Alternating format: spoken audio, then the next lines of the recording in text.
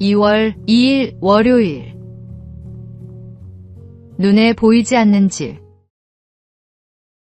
민수는 회사에서 부장까지 승진했지만 여전히 오래된 차를 타고 다녔습니다.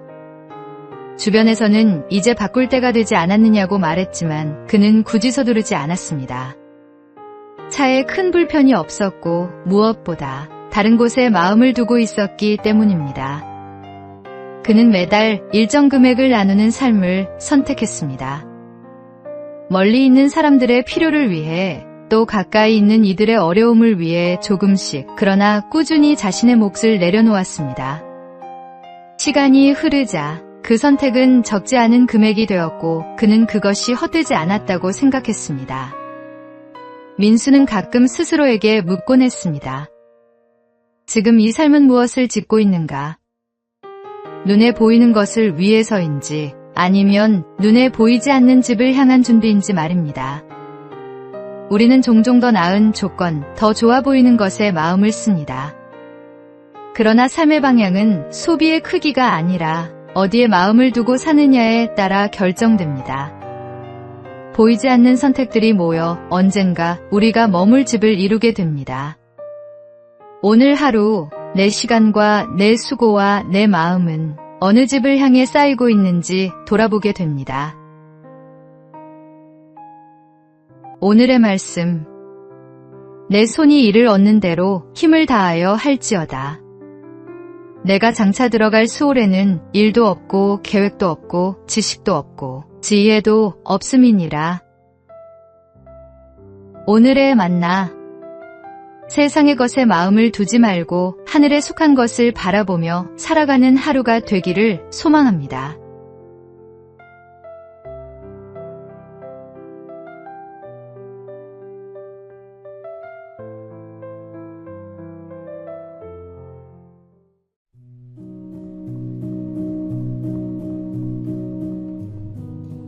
(2월 3일) 화요일. 변신과 합체. 한 이등병이 장군을 태우고 떨리는 손으로 운전을 시작했습니다. 출발하겠습니다. 차가 출발하자 이등병은 변속이라는 말이 갑자기 떠오르지 않았습니다. 3단으로 변신하겠습니다. 순간 조교의 표정은 굳어졌고 동석한 대령들은 웃음을 참지 못했습니다. 하지만 장군은 표정 하나 변함없이 침묵을 지켰습니다. 긴 시간이 지나 목적지에 도착했습니다. 장군이 운전병을 불러 조용히 물었습니다. 자네, 합체는 언제 하나? 우스운 대화지만 그 안에는 깊은 지혜가 담겨 있습니다. 장군은 부하의 실수를 공개적으로 지적하거나 망신 주지 않았습니다. 오히려 유머로 긴장을 풀어주며 따뜻하게 감싸 안았습니다. 사람은 누구나 실수합니다. 긴장된 순간 중요한 자리에서 더욱 그렇습니다. 한 번의 실수로 사람을 평가하고 정죄하는 것은 쉽습니다. 하지만 진정한 리더십은 부족함을 감싸주고 다시 일어설 기회를 주는 데 있습니다. 주님께서 우리의 연약함을 아시고 끝없이 용서하시듯 우리도 서로를 넉넉한 마음으로 품을 수 있어야 합니다. 오늘의 말씀. 미움은 다툼을 일으켜도 사랑은 모든 허물을 가리느니라. 오늘의 만나. 오늘 누군가의 실수를 보게 된다면 정죄하기보다 따뜻한 이해로 그를 일으켜 세우는 사람이 되길 바랍니다.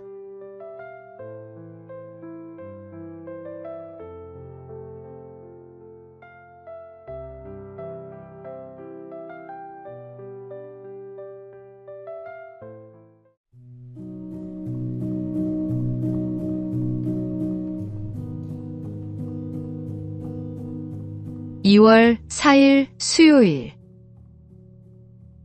마음의 건강. 최근 한 연구 결과가 흥미롭습니다. 의료 인프라가 탄탄한 수도권에서는 신체 건강을 잘 관리할 수 있지만 정신 건강은 오히려 비수도권이 나을 수 있다고 합니다. 서울 강남 지역의 경우 걷기와 운동 실천 비율은 최상위권이지만 우울증 환자 수는 전국 평균의 2~3배에 달했습니다. 가혹한 경쟁과 극단적 비교 문화가 원인으로 지목되었습니다. 반면 경북 예천, 전남 복성과 같은 비수도권 중소도시는 의료 인프라가 부족했지만 정신건강 지수는 전국 최상위권을 기록했습니다. 주민들이 느끼는 우울감과 스트레스가 가장 낮았습니다. 진정한 건강은 단순히 육체의 안녕만이 아니라 마음의 평안에서 비롯됩니다. 예수님께서는 먼저 그의 나라와 그의 의를 구하라고 말씀하셨습니다. 세상의 기준으로 더 나은 것을 추구하다 보면 정작 중요한 마음의 평화를 잃을 수 있습니다. 하나님 안에서 참된 안식을 누릴 때 우리는 비로소 영혼과 육체가 함께 건강한 삶을 살아갈 수 있습니다. 오늘의 말씀. 평안을 너희에게 끼치노니 곧 나의 평안을 너희에게 주노라. 내가 너희에게 주는 것은 세상이 주는 것과 같지 아니하니라. 오늘의 만나. 마음의 평안은 환경이 아니라 하나님과의 관계에서 비롯됩니다. 주님 안에서 참된 쉼을 누리시기 바랍니다.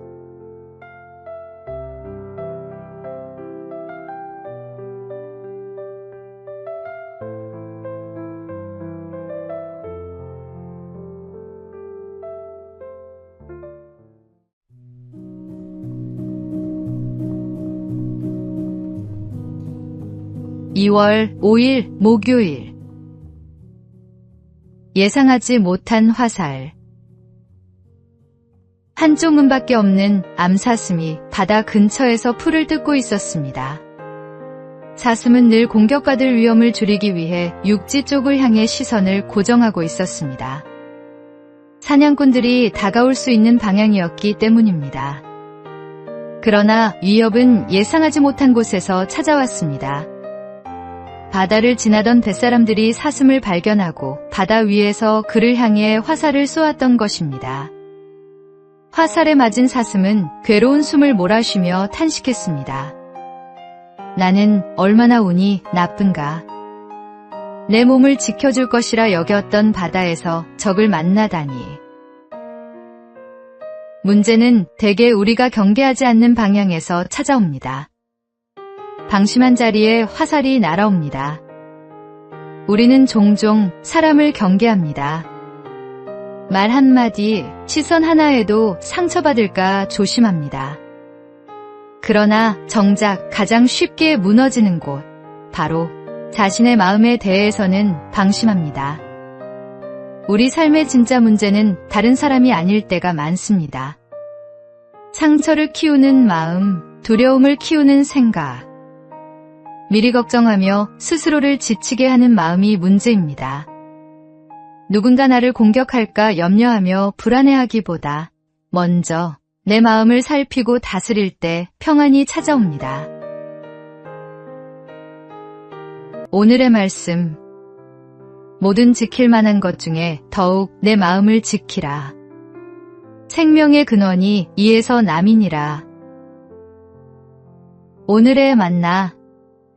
오늘 사람보다 자신의 마음을 먼저 지키는 하루가 되시기 바랍니다. 주님과 함께라면 두려울 것이 없습니다.